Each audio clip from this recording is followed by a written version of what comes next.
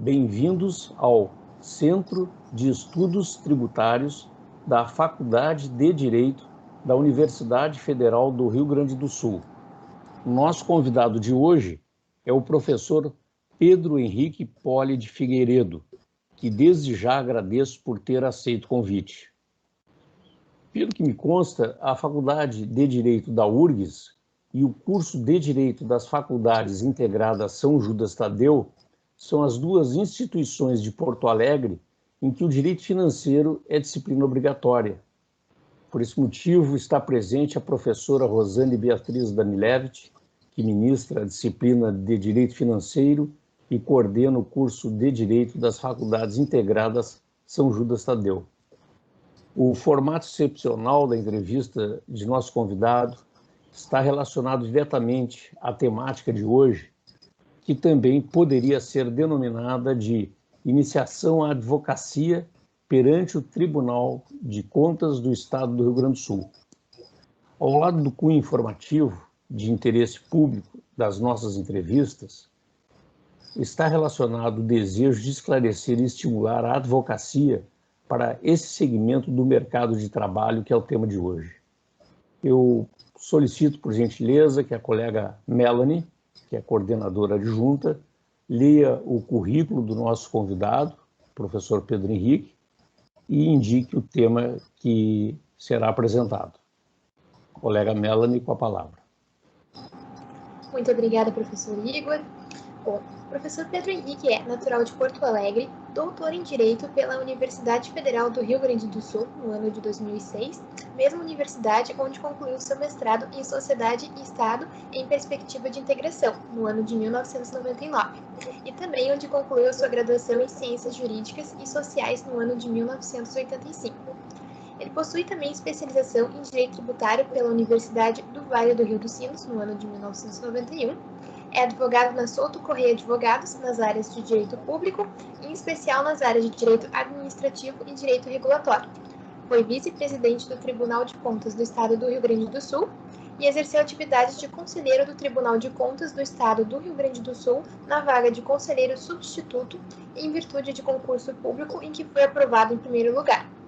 Foi advogado, assessor, consultor e diretor jurídico de diversas importantes instituições públicas e privadas, entre elas a Ecoplan e o Grupo Gerdau, com vínculo empregatício pela Cosigo, até a data de sua aprovação em concurso público para procurador do Estado. Foi procurador do Estado do Rio Grande do Sul, onde desempenhou as funções de coordenador da Procuradoria do Domínio Público. Exerceu o cargo de subchefe da Casa Civil para Assuntos Administrativos do Gabinete do Governador do Estado do Rio Grande do Sul e é professor docente convidado em diversos cursos de especialização e aprimoramento, principalmente na área de Direito Público, em especial nas áreas de Direito Administrativo e Direito Regulatório, tendo proferido inúmeras palestras em congressos, seminários, simpósios, cursos e ciclos de estudos. Participou de diversas bancas de concurso público e de bancas acadêmicas. É também autor de publicações acadêmicas e profissionais. Professor Pedro Henrique, agradecemos pela sua disponibilidade. O professor Pedro Henrique vai realizar uma exposição sobre o processo junto ao Tribunal de Contas e as suas particularidades.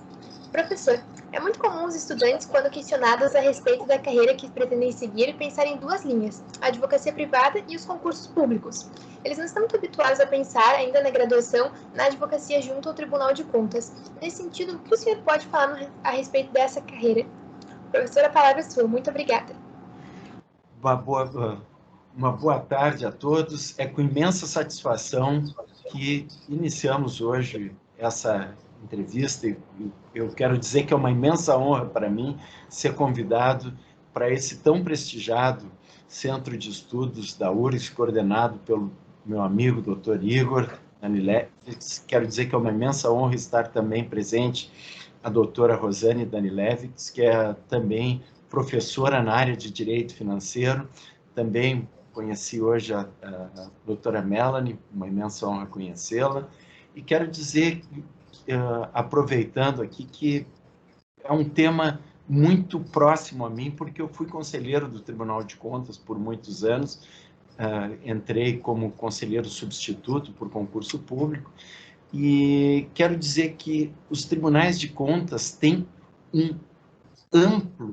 uma ampla área de atuação. não é possível, hoje em dia, se imaginar um gestor público que não tenha preocupação com o processo junto ao Tribunal de Contas. Isso abre um caminho muito interessante para muitos advogados que desejam atuar na área, seja como consultores em relação aos gestores públicos, seja acompanhando processos lá dentro do Tribunal de Contas, que tem toda uma particularidade, tem todo um regramento específico diferenciado dos demais e sobre os quais eu vou tratar logo em seguida. Então, quero dizer que é uma imensa honra estar aqui participando. Muito obrigado pelo convite para estar com vocês hoje à tarde, nesse bate-papo sobre a advocacia junto ao Tribunal de Contas e o processo que está inerente ao Tribunal de Contas.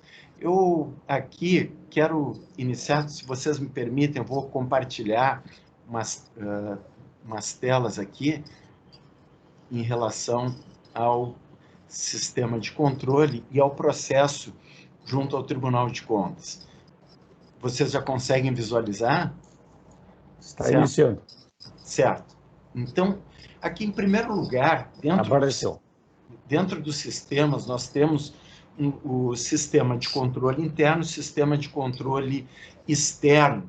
E todo sistema de controle, seja ele o controle interno, seja ele o controle externo, é um sistema inerente ao Estado Democrático de Direito. Não se pode admitir que no âmbito da administração pública, que no âmbito da gestão pública, haja uma atuação sem controle, desvinculada de um controle. É por essa razão que a Constituição, ao tratar da fiscalização orçamentária e financeira, ela acabou dizendo que essa fiscalização em relação às entidades da administração direta e indireta é quanto à legalidade, legitimidade, economicidade, aplicação das subvenções e renúncia de receitas, será exercida pelo Congresso Nacional, mediante controle externo, e pelo sistema de controle interno de cada poder. Ou seja,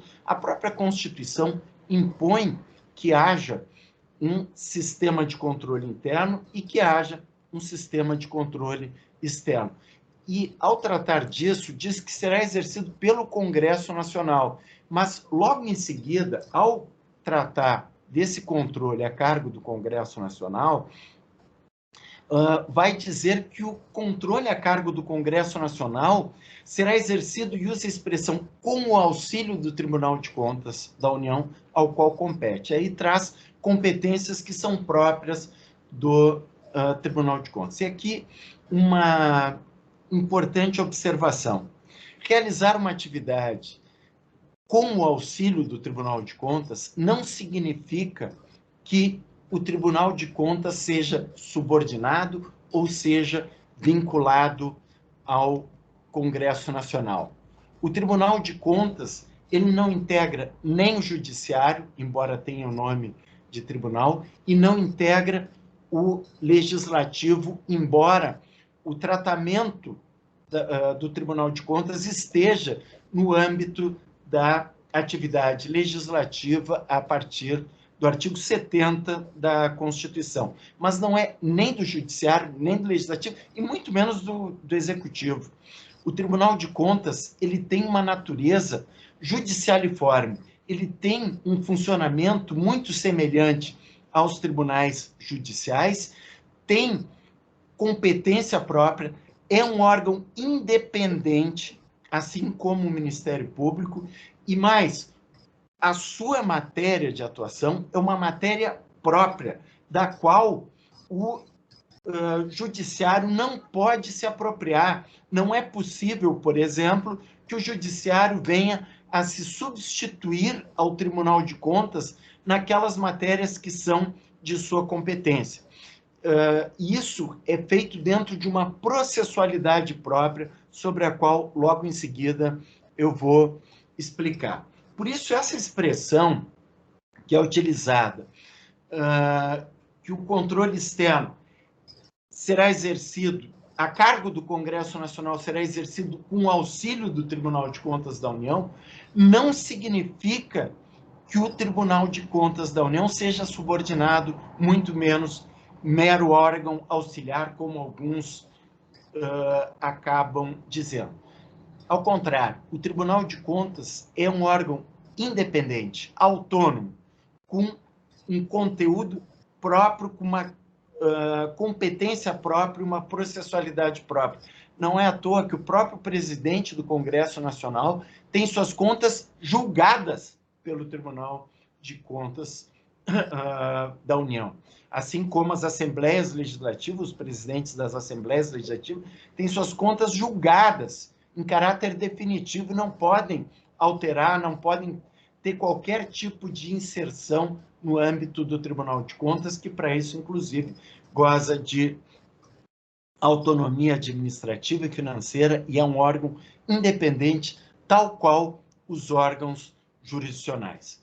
Então, eu vou fazer aqui rapidamente um corte em relação às três principais competências do Tribunal de Contas e depois eu faço alguma observação en passant em relação às outras competências. Ali, quando o artigo 71 da Constituição da República estabelece que o controle externo a cargo do Congresso Nacional seria exercido com o auxílio do Tribunal de Contas da União, ao qual compete. Está trazendo competências do Tribunal de Contas. E aqui faço essa menção ao Tribunal de Contas da União, mas depois vou fazer referência aos tribunais estaduais e, em alguns casos, de tribunais de municípios onde há. Mas, observação inicial. A primeira competência que o artigo 71 traz é uma competência sem colaborativa, porque o Tribunal de Contas, nesse caso, vai apreciar as contas prestadas pelo presidente da República e emitirá um parecer prévio. Nesse caso, a competência do Tribunal de Contas é uma competência de emissão de parecer prévio sobre as contas do chefe do Poder Executivo. E aí, quem julga as contas do presidente da República é o Congresso Nacional.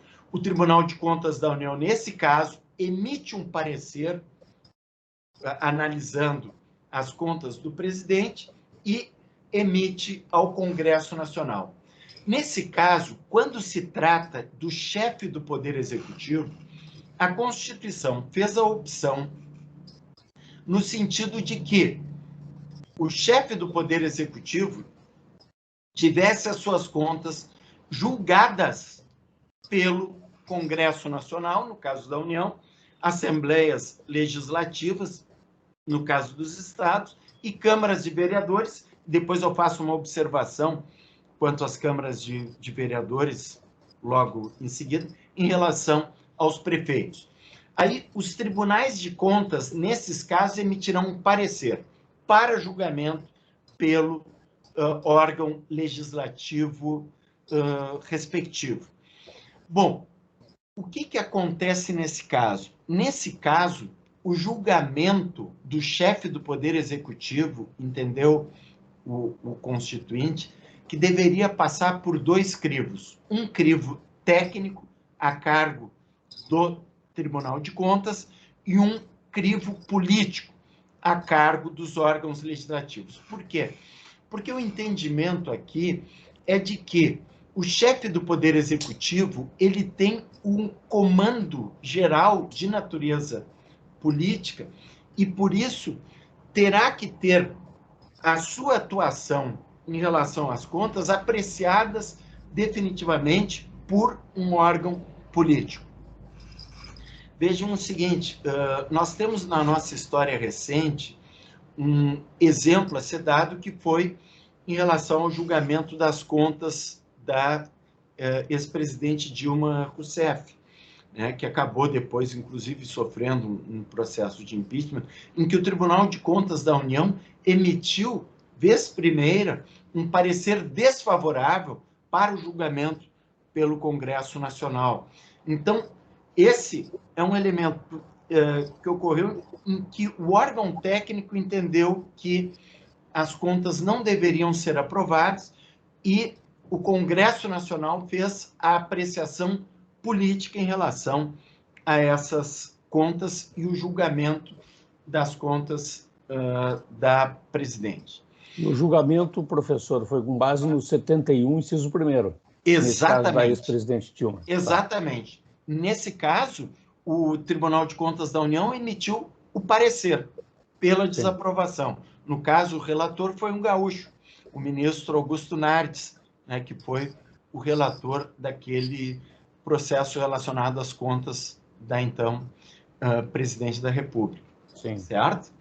Bom, então, em relação ao chefe do Poder Executivo, nós temos Tribunal de Contas da União emite parecer prévio, julgamento, Congresso Nacional. Em relação aos governadores, Tribunal de Contas dos Estados emite parecer prévio e o julgamento é feito pelas assembleias legislativas. Em relação aos municípios, há uma particularidade, porque o artigo... um pouco mais para frente aqui... O artigo 31 da Constituição vai dizer que o parecer prévio, no parágrafo 2º, emitido pelo órgão competente pelas contas. Quem é o órgão competente? O parágrafo 1º vai dizer que o controle externo da Câmara Municipal será exercido com auxílio dos tribunais de contas dos estados ou do município, ou dos conselhos ou tribunais de contas dos municípios onde houver. Qual é a regra? Regra número 1. Quem faz a apreciação inicial, tribunais de contas do Estado. É o caso do nosso Estado do Rio Grande do Sul. O Tribunal de Contas do Estado aprecia as contas do governador e de todos os prefeitos do Estado do Rio Grande do Sul, emitindo um parecer prévio para apreciação pelas câmaras. Só que, em relação aos municípios, vejam, essa é uma particularidade do nosso sistema federativo. Os nossos municípios foram guindados à condição de entes federados, mas a Constituição foi meio desconfiada com os municípios, porque trouxe, em relação ao julgamento das contas, vejam só, que o parecer prévio emitido pelo órgão competente sobre as contas que o prefeito deva anualmente prestar, só deixará de prevalecer por decisão de 2/3 dos membros da Câmara Municipal. Ou seja, o que houve aqui foi efetivamente uma desconfiança em relação aos municípios. Por quê? Ora, se houvesse efetivamente uma igualdade federativa, haveria que ou esse quórum de 2/3 ser exigido para o Congresso Nacional e para as Assembleias Legislativas, ou fazer com que fosse maioria simples em relação aos municípios. A Constituição, no entanto, trouxe essa particularidade. Há alguns estados, e aí eu vou fazer... Travou ou impressão? Não, eu estou... continuo ouvindo normal. A tela travou aqui. Bom, sem problema, que eu continuo. Então, nós temos a seguinte particularidade.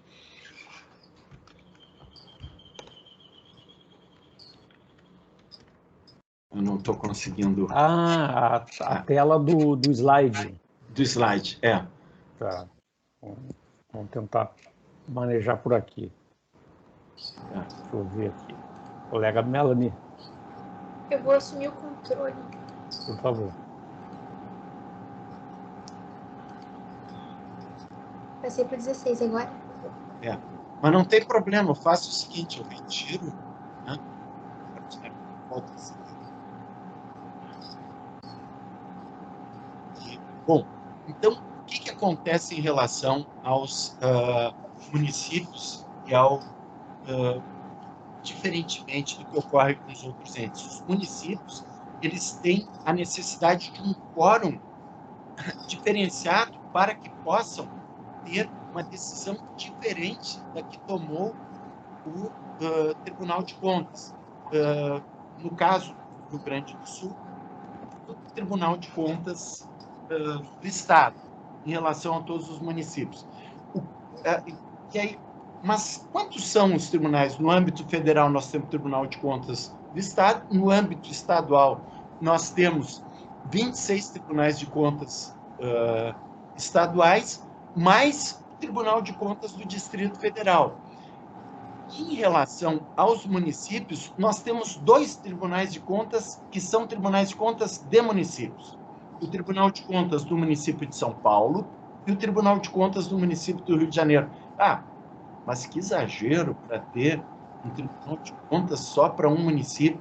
Bom, a gente sabe que o município de São Paulo arrecada mais do que a maioria dos estados da nossa gigantesca federação.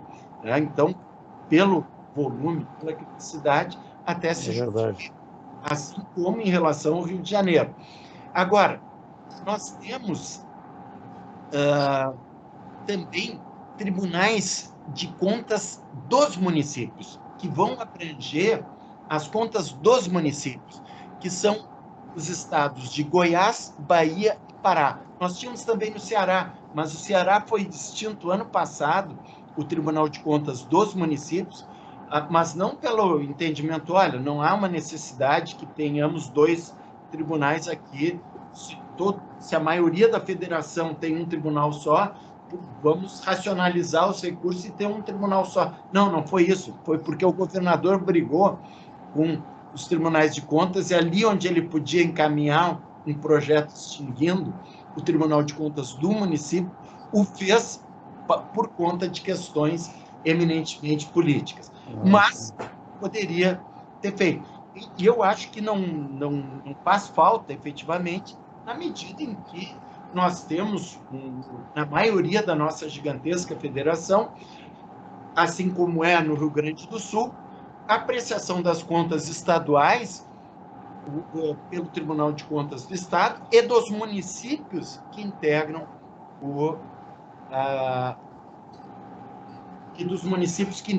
o próprio Estado.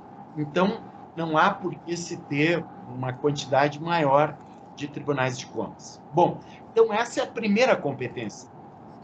Agora eu quero chamar a atenção para a segunda competência, aqui, que é de julgar as contas dos administradores e demais responsáveis por dinheiros, bens e valores públicos da administração direta e indireta, incluídas as fundações e sociedades instituídas e mantidas pelo poder público.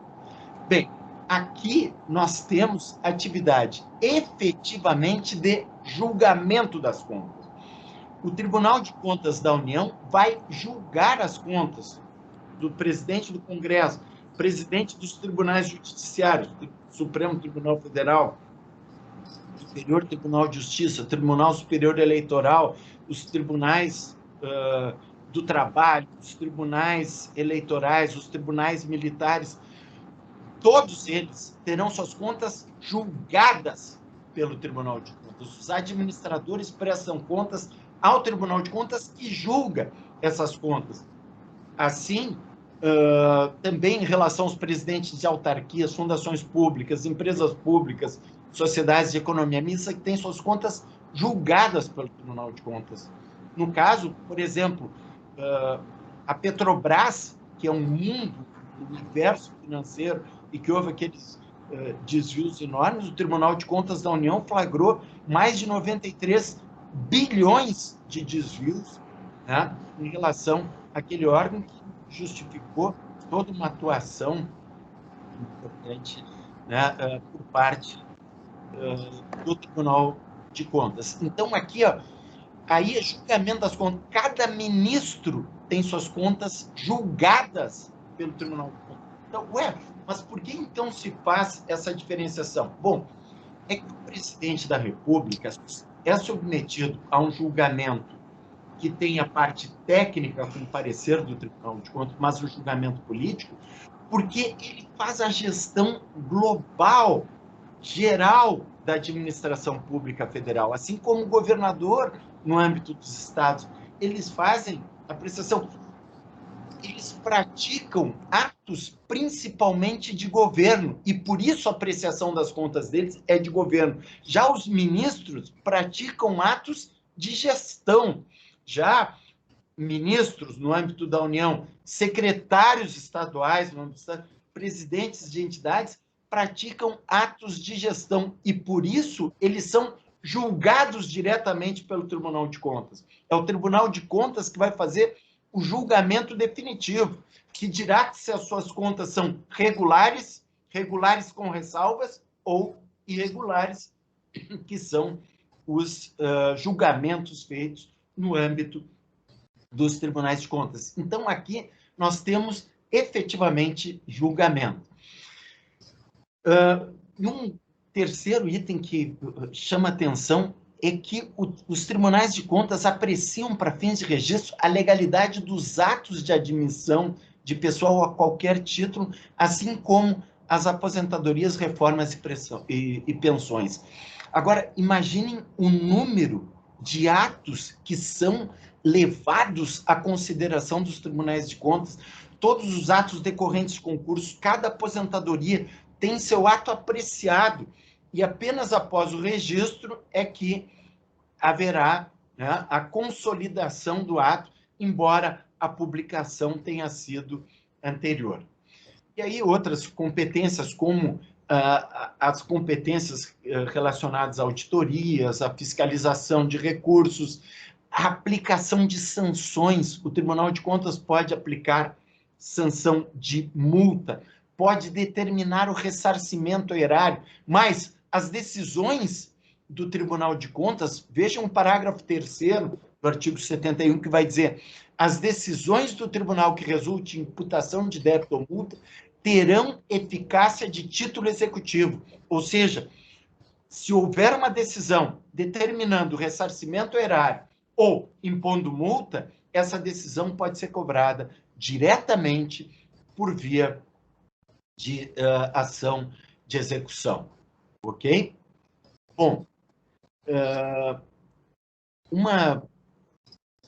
aqui em relação à composição do tribunal, isso aqui eu vou passar porque eu quero chegar no ponto relacionado ao nosso objeto. Como é que funciona o processo no tribunal? Eu estou fazendo aqui a partir do exemplo do Tribunal de Contas do Estado do Rio Grande do Sul, que eu tive a honra de compor, e quando me aposentei em meados do ano passado, foi na condição de vice-presidente desse tribunal, para minha alegria.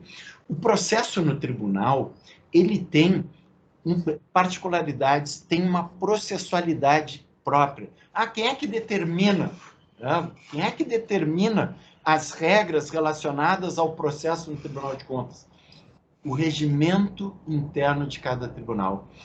A Constituição trouxe aos tribunais a competência para disciplinarem os seus processos em regimentos internos. Até se faz uma discussão em relação à existência, a ter ou não, uma lei geral sobre o processo nos tribunais de contas. Alguns projetos, inclusive, tramitam em relação a isso. Eu acho que seria bem interessante que houvesse, até por uma questão de uniformidade nacional em relação aos processos. No entanto, hoje, o processo no âmbito do Tribunal de Contas da União é pelo regimento interno do Tribunal de Contas da União, e de cada estado, dos regimentos internos do estado, ou nos tribunais onde há de municípios, por seus respectivos regimentos. E aqui, o processo no Tribunal de Contas do Estado do Rio Grande do Sul se faz pelo regimento interno do Tribunal de Contas. Ok? Bom, como é que começa o processo no Tribunal de Contas? Nós temos alguns documentos. Primeiro, há um plano operativo que vai analisar uma série de itens: despesa, receitas, contratos, uma série de atos. Isso é feito ou de forma amostral, dentro de um plano, num ano se vai em determinados municípios, no outro alguns aspectos. Isso vai constar do plano operativo do tribunal naquele exercício e se faz ou de forma amostral ou também o tribunal recebendo denúncias por seus diversos canais, dentre eles o canal de ouvidoria. Isso gera um relatório de auditoria e também pela prestação de contas que é feita pelo próprio gestor. O gestor é obrigado a encaminhar anualmente dados relacionados às contas, trazendo as informações e alimentando o sistema que o Tribunal de Contas tem relacionado a isso, junto com a prestação de contas de gestão fiscal. Isso tudo é consolidado em um relatório de auditoria que vai ser o instrumento base, digamos o seguinte, para aqueles que advogam ou na esfera civil ou na esfera criminal, é como se fosse, nesse caso, esse relatório, um inquérito policial inicial que vai dar origem ao processo criminal, mas aqui não, é o processo de contas, que parte desse relatório de auditoria. E o que acontece? Nesse caso, nós temos aqui, e eu vou fazer uma observação, a partir de 15 de dezembro, ou seja, o último dia em que o tribunal estava aberto no ano passado, houve uma modificação no regimento interno relacionado aos processos junto ao Tribunal de Contas. Então, nós já estamos vendo aí, levando em consideração essas alterações. Então, houve uma modificação, inclusive, da denominação, que antes era de processos de contas e passaram a ser chamados de processos fiscalizatórios. E por quê? Isso tem uma razão de ser, porque tem as contas anuais em que há essa consolidação, mas também há auditorias que podem ser feitas e inspeções especiais que podem ser levados a efeito e que terão um julgamento próprio, ainda que não constem dentro do processo de contas anual. Então, a nova denominação é de processos fiscalizatórios. E ali, feito aquele relatório de auditoria, ele vai consolidar, e aí disso há uma intimação para a prestação de esclarecimentos. Esses esclarecimentos são enviados para que sejam prestados pelo gestor em relação àqueles itens que constaram no relatório, no prazo de 30 dias.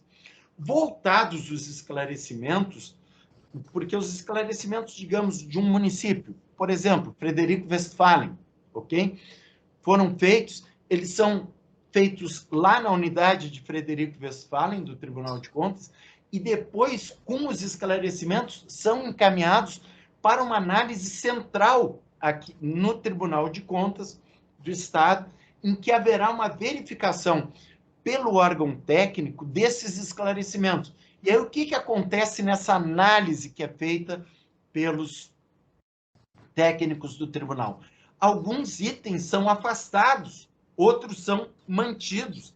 E aí, feita essa análise, vai para o Ministério Público, junto ao Tribunal de Contas, ou Ministério Público de Contas, né, que vai emitir um parecer sobre esses itens. Então, feito o parecer do Ministério Público, nós temos o último ato instrutório e vai para o julgamento, que pode ser, alguns processos vão para a Câmara, por exemplo, contas de municípios vão ser verificados pelas câmaras, contas das entidades da administração indireta vão para as câmaras especiais, compostas de conselheiros substitutos, e contas do governador, por exemplo, vão direto para o pleno. Então, o julgamento pode ser ou por uma Câmara ou pelo pleno. Aqui nós temos aqui em 15 de dezembro aquela alteração que eu referi, né? E aí nós temos algumas mudanças em emitir parecer prévio sobre as contas anuais do governador e dos prefeitos, né, como competência do tribunal. E aí houve uma diferenciação de contas ordinárias e contas especiais, as contas ordinárias, as contas anuais do governador, e as especiais decorrentes de processos de auditorias ou inspeções especiais, né? Então, as competências que há em relação a essa apreciação.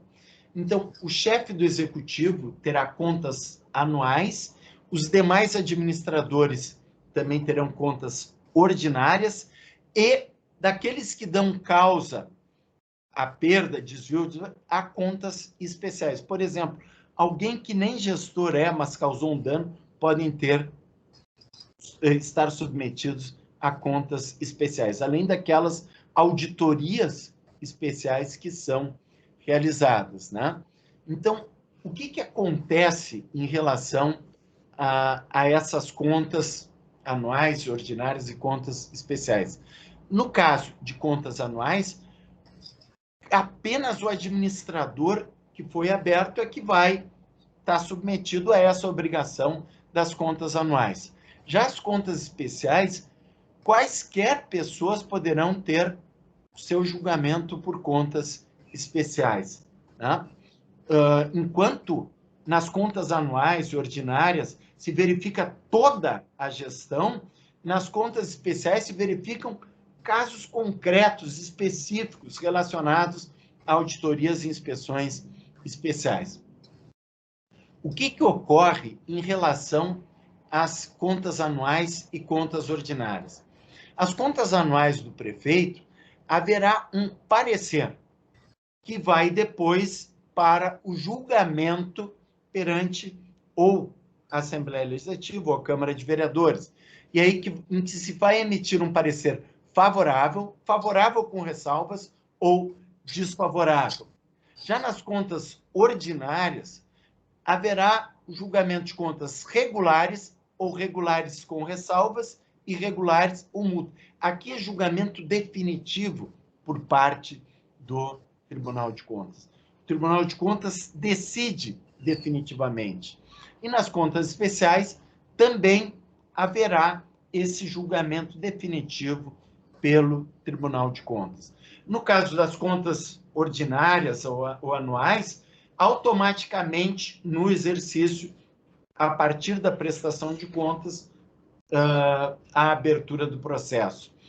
Já as contas especiais, quando for detectado algum fato que leve à sua abertura, né? E aí, daí que as contas anuais e ordinárias são periódicas e as especiais eventuais. Professor Pedro Henrique, e a questão do julgamento definitivo é instância única? Não, bem lembrado. Há a recorribilidade dentro do Tribunal de Contas. Eu vou, inclusive, tratar isso logo em seguida, quando tratar dos recursos junto ao Tribunal de Contas, que tem uma recorribilidade própria.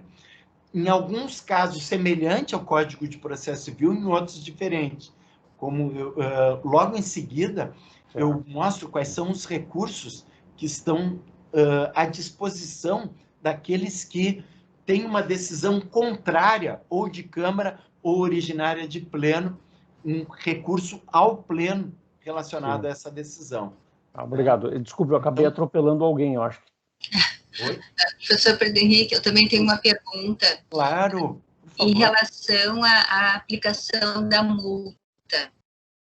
Então, no caso, as contas são julgadas irregulares ou regulares com ressalvas, e ainda com a aplicação de uma multa, né? Exato.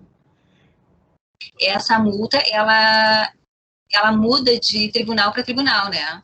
Sim. Isso. Aqui no nosso estado continua sendo o valor de R$ 1.500. É pequena a multa. E continua sendo. Houve uma tentativa, né, do tribunal de fazer um reajuste desse valor de multa. Eu me lembro que então era presidente, o presidente César Miola, que se esforçou muito, mas não encontrou muito eco na Assembleia Legislativa para aumentar o valor das multas, né? Os prefeitos tiveram mais força, né, para manter os patamares de multa do que propriamente o tribunal em ampliar o valor da multa. Efetivamente, a multa aqui no Estado, eu acho que é um dos menores valores que há de imposição de multa nessa nossa gigantesca federação. Os nossos patamares são realmente muito pequenos de aplicação de multa, né? Acaba sendo irrisório, né? Eu até nas minhas aulas, e até eu comento com os alunos que se formos examinar as decisões do TCU, lá as multas são elevadas, né? Então, eu estou até do caráter educativo, né, que o próprio tribunal tem, né? Então, na questão de, na medida que aplica uma multa, uma sanção mais elevada, faz com que o gestor também pense, né, antes de adotar determinada conduta, né, irregular. Perfeitamente. Isso é bom lembrar que, embora haja a multa e ainda que o patamar seja baixo, o tribunal pode determinar o ressarcimento ao erário daquele dano que foi causado. Então, se o gestor causou um dano de grandes proporções, ele vai ter que pagar atualizadamente, repor ao erário esse dano que foi causado por sua ação ou inação, dependendo da circunstância, né? Se ele foi eventualmente omisso, né, propositalmente, poderá também sofrer essa exigência de reposição ao erário. Certo. Muito obrigada. Imagina. Então, aqui eu tenho também dois tipos de processos, né, que vão ser levados, né, em relação ao tribunal. Um é o processo relacionado às contas, os processos de fiscalização, e outro é relacionado aos atos, né, de aposentadorias, reformas, pensões, e também os de admissões. Porque o que acontece? Eles têm algumas particularidades diferenciadas, se se trata de aposentadoria, reforma ou pensão, ou se se trata de admissão. No caso de aposentadoria, da publicação do ato de aposentadoria, haverá o exame pela Superintendência de Pessoal, que é o órgão dentro do tribunal que vai analisar esse ato de aposentadoria. Então, se houver a necessidade, em relação ao exame da SAP, há uma sugestão de registro negativa de registro ou consideração superior, vai para o Ministério Público junto ao Tribunal de Contas. Se há uma necessidade de diligência, a superintendência vai pedir ao relator que determine. E o relator, entendendo correto, encaminha essa determinação de diligência, até porque é o relator que vai se comunicar com o jurisdicionado, né, fazer a intimação, e aí a SAP vai fazer essa análise.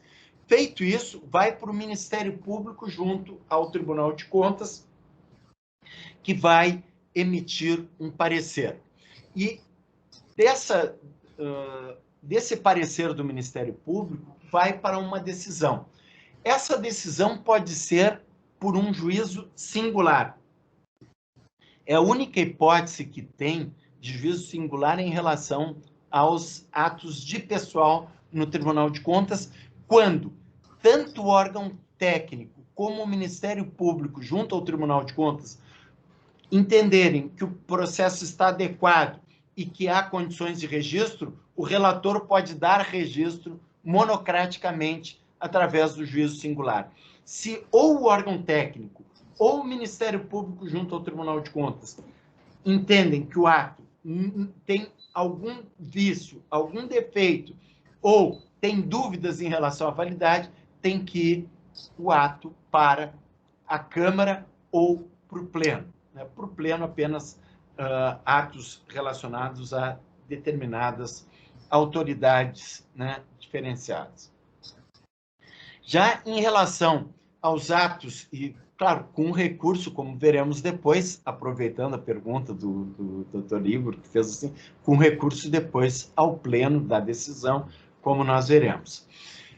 Em relação à admissão, da publicação do ato, o ato não é remetido diretamente ao tribunal, ele fica à disposição na origem.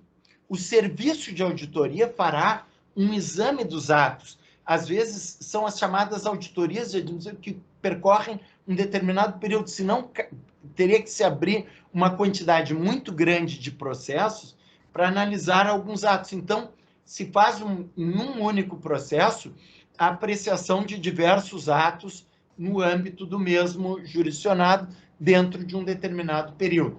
Então, se abre esse processo e vai para um relator que determina a intimação, que para a autoridade responsável, podendo ter diligência, esclarecimentos, e com esclarecimento do gestor, vai para o serviço de admissões do tribunal para análise do esclarecimento e aí para o Ministério Público, junto ao Tribunal de Contas, e aí a decisão que será em juízo singular, pode ser em juízo singular se todos entenderem que o ato está em condições de registro, mas se não, vai ou para uma Câmara ou para o Pleno.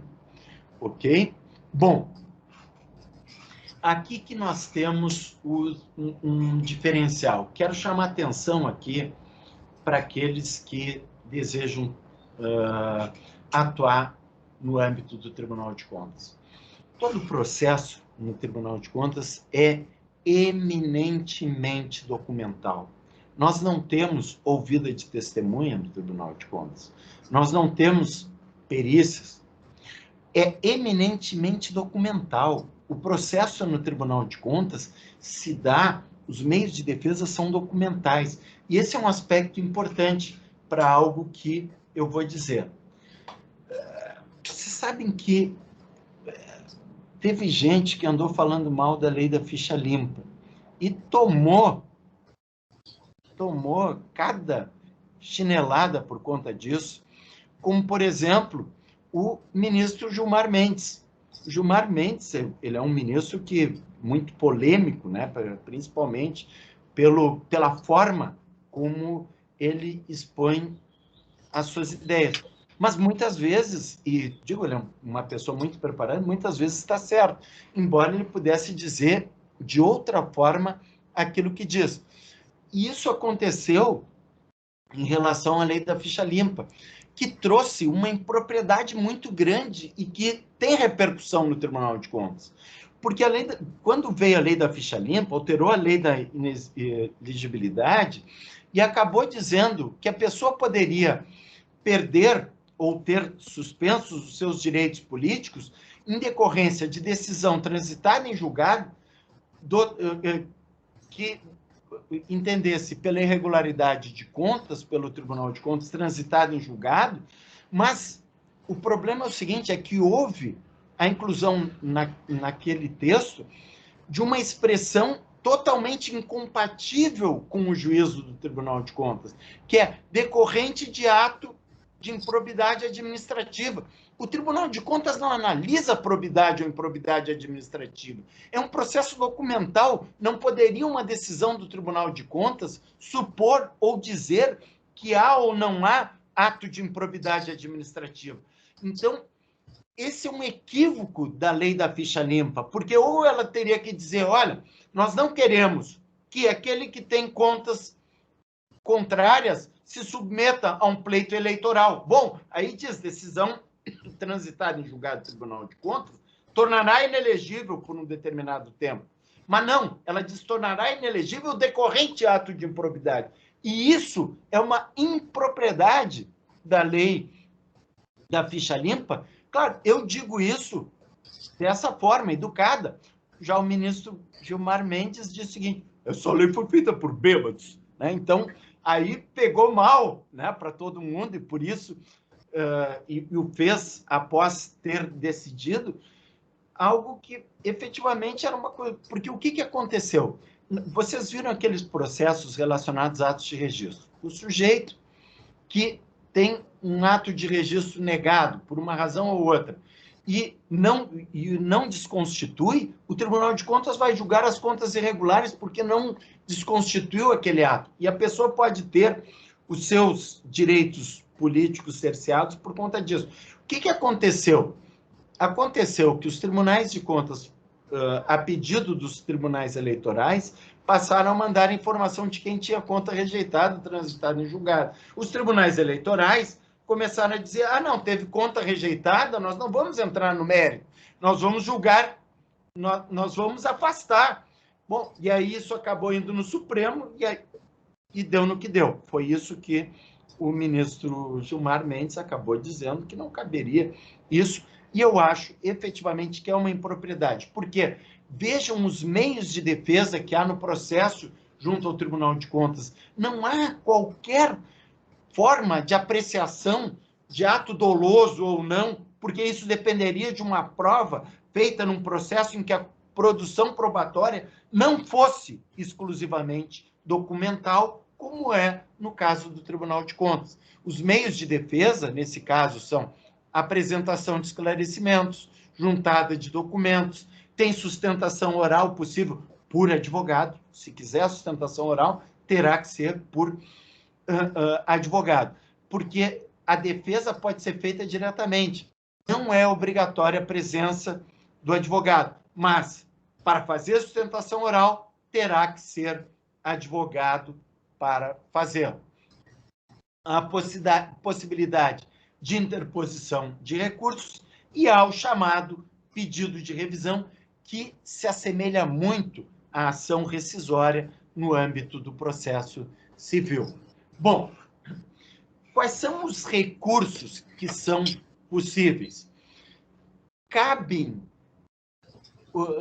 no caso dos embargos declaratórios, são muito semelhantes aos embargos declaratórios no âmbito do processo civil. Quando há, na decisão, omissão, contradição ou obscuridade, podem ser interpostos embargos declaratórios. De decisão interlocutória, ou seja, uma decisão que não é julgamento das contas, que não é decisão, é uma decisão no curso do processo, cabe o chamado agravo regimental, que é muito semelhante ao agravo de instrumento do processo civil. Agora, em relação ao recurso, que é da decisão em relação ao mérito, há dois tipos de recurso. O recurso de embargos e o recurso de reconsideração. Embargos aqui não é com o mesmo sentido. Os embargos e a reconsideração se assemelham à apelação no âmbito do processo civil. São semelhantes ao recurso de apelação, mas o nome é de embargos ou pedido de reconsideração. Quando cabe recurso de embargos? Em relação à decisão em juízo singular, em atos derivados de pessoal, e decisão de Câmara que dê registro ou negue registro. Ou seja, pode, por exemplo, uma decisão que deu registro ter um recurso do Ministério Público junto ao Tribunal de Contas, entendendo que não deveria ter sido dado registro. Uma que negou o registro pode ter um recurso, por exemplo, do próprio interessado, dizendo que, trazendo as razões pelas quais entende que o registro do ato deveria ter sido dado. Também em relação àquelas decisões de Câmara relacionada à apreciação das contas. Por exemplo, a apreciação das contas do município. Né? Houve, no parecer, cabem embargos dessa decisão. Já o recurso de reconsideração é relacionado à decisão originária do Pleno. Por exemplo, o governador do Estado, o presidente da Assembleia Legislativa, o presidente do Tribunal de Justiça têm suas contas julgadas originariamente pelo Pleno. Então, nesse caso, dessa decisão que é originária do Pleno, cabe o recurso de reconsideração ao próprio Pleno. Enquanto os embargos é de decisão de Câmara ou de juízo singular para remeter ao Pleno, o recurso de reconsideração é do próprio Pleno para ensejar a reapreciação pelo Tribunal Pleno aqui no da decisão que ali foi proferida. Nós temos também o chamado pedido de revisão. Quando a decisão de alguma forma, traz algum elemento que viabilize, né, a rescisão do julgado do tribunal. Ela é muito semelhante à ação rescisória no âmbito do processo civil e do processo penal. Bom, primeiro, mas há uma limitação fática, que é uma vez só, há uma limitação temporal, que é de 2 anos do trânsito em julgado, né? E há requisitos próprios para a interposição, para a realização desse pedido de revisão que tem a natureza de ação rescisória. Violação de expressa disposição de lei, erro de cálculo, falsidade de documento em que se tenha baseado a decisão, ou ciência de documento novo, cuja existência o autor ignorava. A gente sabe que documento novo é documento que já existia.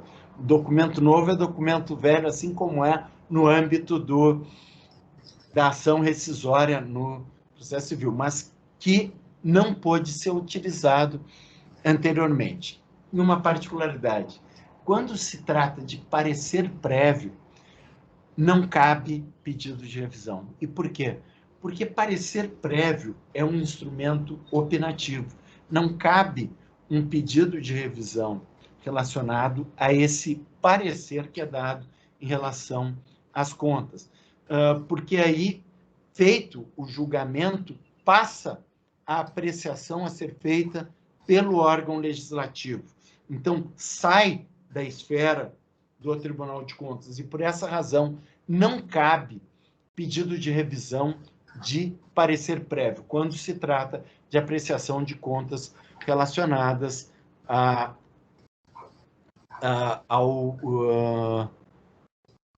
ao tribunal.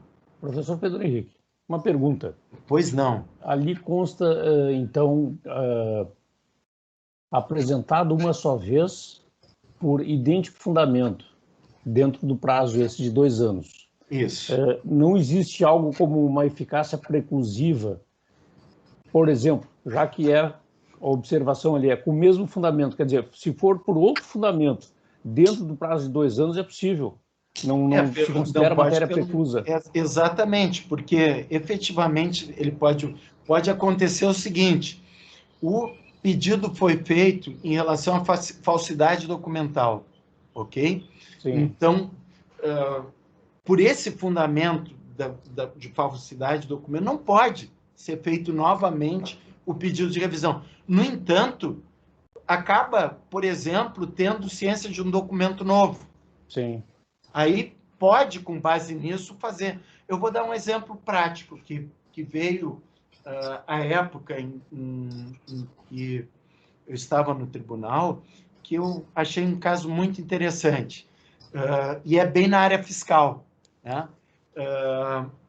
O tribunal acabou impondo sanção ao gestor e tendo repercussão na conta, por conta de um benefício fiscal que não teria tido o procedimento adequado trazido na lei, na lei própria, que o gestor não teria comprovado esses documentos. Bom, o que aconteceu?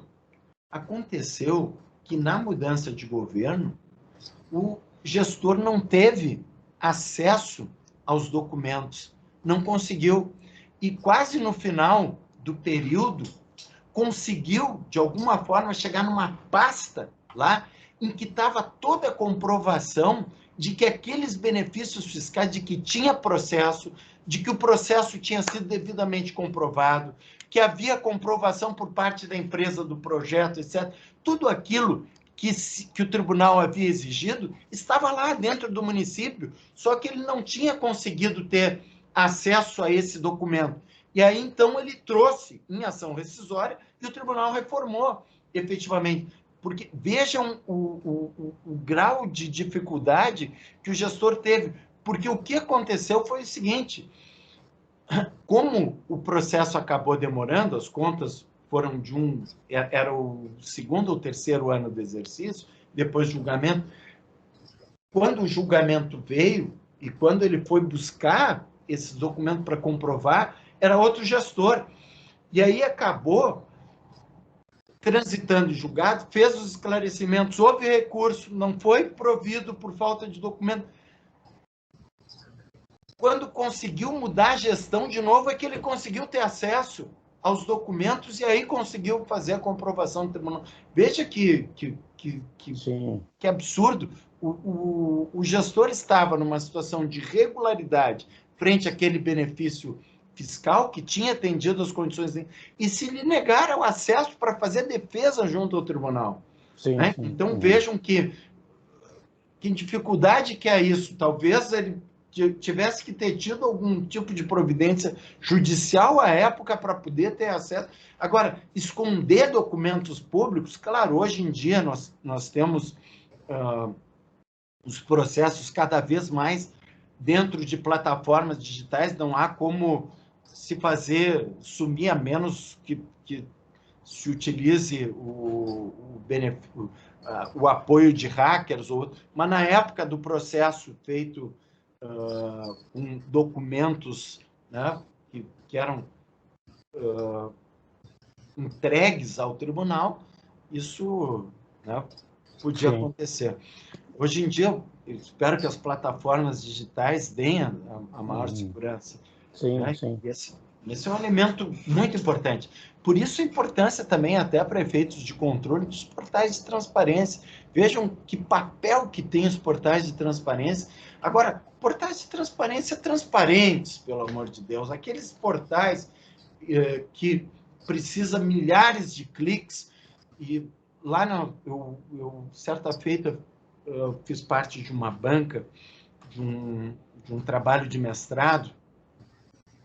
À época era do professor do mestrado da Unicinos, e um aluno fez uma análise dos 10 maiores municípios do estado do Rio Grande do Sul e de seus portais de transparência. E a conclusão a que chegou e demonstrou é que todos eles eram nebulosos, que precisavam de muito cliques, que a pessoa tinha dificuldade em achar a informação. Isso é o contrário do que se quer, é o contrário do dever de transparência, porque é a forma onde se pode exercer o controle efetivamente é pelos sites. Eu me lembro, um dos elementos que me deixou muito chateado à época que eu estava... Teve um processo da nossa capital em que se buscava informações sobre execução orçamentária e precisou fazer um processo junto ao Tribunal de Contas para que dessem informações que deveriam estar já disponibilizadas no site. Ou seja, não havia propriamente irregularidade nas despesas, mas não se tinha acesso às informações. Isso é um absurdo, né? Isso é um absurdo, né, que ocorre. Sim. Uhum. E informações, por exemplo, como de isenção fiscal, que foram negadas ao Tribunal de Contas por um longo tempo, até que o tribunal ordenou e se entregou ao tribunal, envelopes fechados, por conta de sigilo e não sei o quê.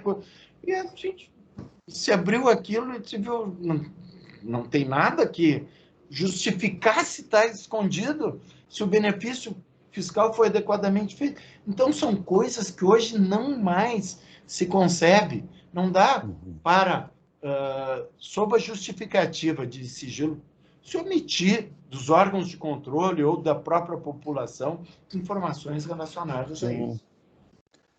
Bem, bom, sabemos todos que o direito financeiro é o berço do direito tributário. Essa é a conexão direta com o Centro de Estudos Tributários. Sua exposição está sendo, assim, muito enriquecedora. O senhor gostaria de falar? Depois eu complemento? Não? Não, só para dizer, efetivamente, eu como fui também professor de Direito Financeiro por um tempo, para minha honra, né, eu acho... Inclusive na Direito URGS. Financeiro maravilhoso. Sim. Oi? Não, foi na PUC. Mas eu lembro do senhor ter sido colega na URGS também, né? Isso, nós fomos colegas na URGS. Eu dei aulas em especializações da URGS, mas não como... Professor Pedro Henrique, uma pergunta. na sua experiência no Tribunal de Contas do Estado do Rio Grande do Sul, renúncia de receita, especificamente por não instituição de tributo, isso era algo muito comum dos municípios menores, tendo em vista que os municípios basicamente menores, eles vivem ou sobrevivem de repasses do Fundo de Participação dos Municípios? É muito mais comum do que se imagina. É mesmo? Sim, porque ali nós temos, no artigo 14 da Lei de Responsabilidade Fiscal, a exigência de que atos de renúncia de receita sejam acompanhados de estimativa de impacto orçamentário financeiro no exercício nos dois, meios alternativos de compensação, e muitas vezes o tribunal apurava a ausência de implantação de planta de valores, atualização de plantas, ia lá e exigia do gestor, que muitas vezes não queria fazer para não ficar de mal com uma ou outra comunidade.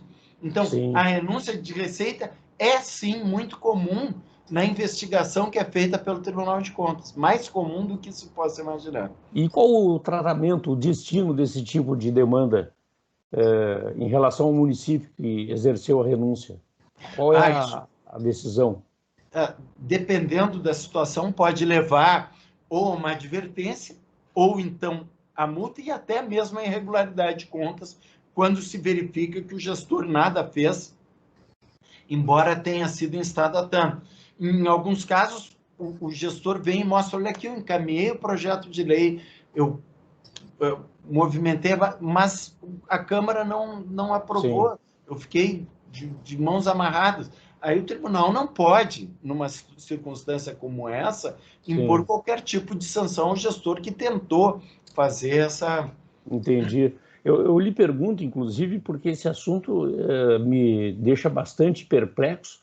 Eu não estudo esse tema por N razões, particularmente porque outras demandas exigem a nossa atenção, mas particularmente eu desconheço qual a realidade do imposto sobre grandes fortunas previsto no artigo 153, inciso 7º da Constituição, que até hoje não foi instituída. Então, qual o destino, o tratamento dessa questão? É algo que realmente eu tenho curiosidade de saber, porque no âmbito da União até hoje foi instituído esse imposto. Né? Não estou dizendo que deva ser, eu só estou fazendo uma análise à luz do direito financeiro, realmente, como o senhor falou. Sabe que o imposto sobre grandes fortunas é realmente um dos nós gordos, né, do nosso sistema tributário, efetivamente, porque, de um lado, a Constituição já estabeleceu a possibilidade, já há decisões, inclusive, do Tribunal de Contas, instando, inclusive, o Executivo Federal, né, a encaminhar projetos, já houve projetos encaminhados, mas qual é a dificuldade que se encontra? Os projetos, muitas vezes, não têm alguns mecanismos que tragam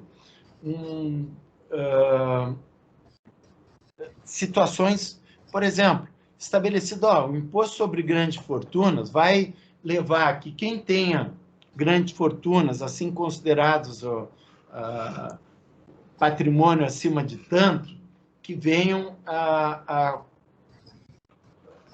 ter que, a cada ano, sobre isso, ter uma aplicação de 5%. Aí vamos pegar alguns exemplos fáticos, e aí no mundo empresarial. Há determinadas empresas que são gigantescas, né, que têm um enorme patrimônio, mas pouca liquidez, que operam com uma margem de lucro. Vamos pegar, por exemplo, a siderurgia. Né? A siderurgia tem uma competição internacional. Então, eles trabalham com margens apertadas para ter inserção em outros países.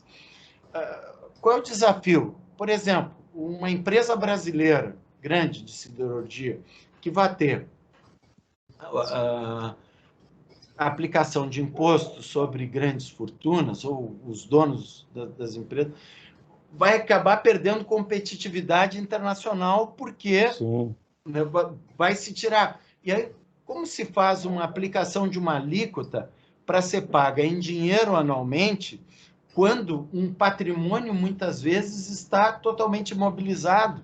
Sim. Pode tirar liquidez, pode tirar... Então, é realmente um dos grandes problemas da nossa federação. Porque Sim. como é que se operacionaliza isso sem que se faça com que os empresários brasileiros percam competitividade em relação aos demais? Sem que os investidores brasileiros acabem sofrendo, porque a grande fortuna do empresário brasileiro é localizada aqui ou no exterior, sem que a gente faça com que o empresário brasileiro vá investir no exterior, vai botar o seu dinheiro lá para não ter tributação aqui. Sim. Então, é um desafio muito grande, efetivamente. E o Congresso Nacional não conseguiu dar uma solução para isso. E eu vou dizer o seguinte, eu tenho dificuldades também em estabelecer um imposto que consiga ser justo em relação a isso e não faça com que o empresário estrangeiro tenha vantagem em relação ao brasileiro nesse ponto. É uma dificuldade muito grande. Tá certo. E daqui a pouco, não, então vamos tributar sobre o empresário estrangeiro. A gente está querendo dizer, venha para cá, bota dinheiro aqui. Claro. E a gente vai dizer, não, tu bota dinheiro aqui, mas tu vai ser tributado sobre grandes fortunas. Olha a dificuldade que nós temos, precisando gerar riquezas, precisando gerar empregos, né? Não, sem dúvida. Até sobre isso que o senhor falou, o professor Santolin, na última entrevista, abordou também pelo aspecto, pela perspectiva da economia. Ele tem a formação também em economia e relatou que a experiência internacional parece que não foi muito feliz. Brilhante, sem dúvida. E parece que foi infeliz a experiência internacional. Mas é isso, professor. Eu acho que... Se me permite, eu gostaria de fazer um comentário até para puxar a opinião do professor Pedro Henrique, em relação justamente a essa parte da renúncia de receita, e se formos olhar pelo lado da lei de responsabilidade fiscal, né, e pegando o gancho também dessa questão do imposto sobre grandes fortunas, que não foi instituído, em termos de lei de responsabilidade fiscal, não há consequência nenhuma, né, na medida em que o artigo 11, ele coloca que compete, né, constitui os requisitos da gestão responsável à instituição de todos os tributos da sua competência, né, e no parágrafo único nós temos que a única sanção seria a transferência de recursos voluntários, né.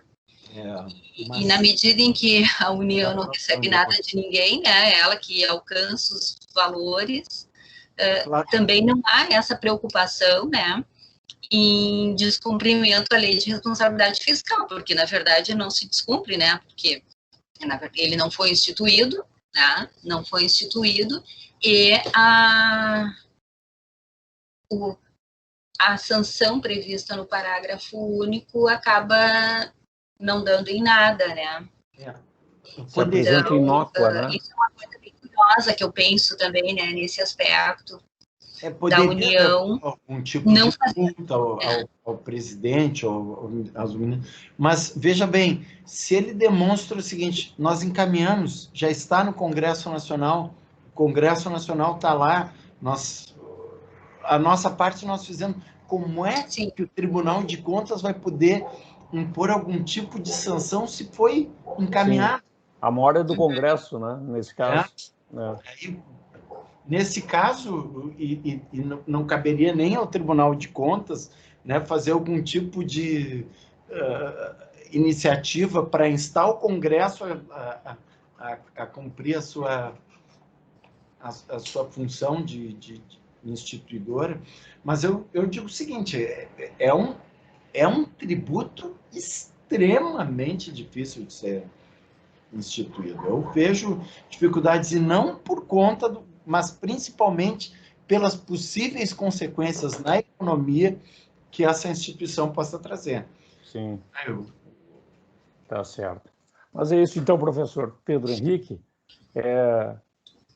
Quero aqui, em nome de todos nós, agradecer a sua generosidade, disponibilidade, tempo, para que a gente pudesse compartilhar essas informações e, sem dúvida, é um segmento importante para os operadores do direito, particularmente para a advocacia, né, que muitas vezes, por falta de conhecimento, não é tão incrementada, digamos assim.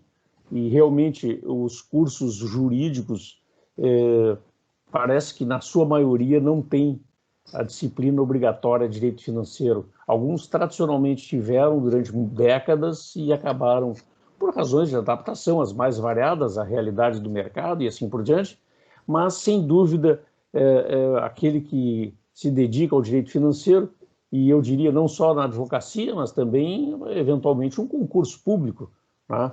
O próprio Tribunal de Contas, auditor fiscal de tributos, e existe uma série de oportunidades. E Sim. Por isso, então, eu queria aqui registrar, se não houver naturalmente alguma pergunta adicional das colegas, o agradecimento pela sua exposição. Também quero agradecer à professora Rosane e aqui agradeço ainda a mestranda, a colega Melanie, que é a coordenadora adjunta, pela colaboração para que esse encontro pudesse ser realizado. Abraço a todos. Obrigado. Eu que agradeço. Uma honra ter estado com vocês. Honra toda nossa. Obrigado.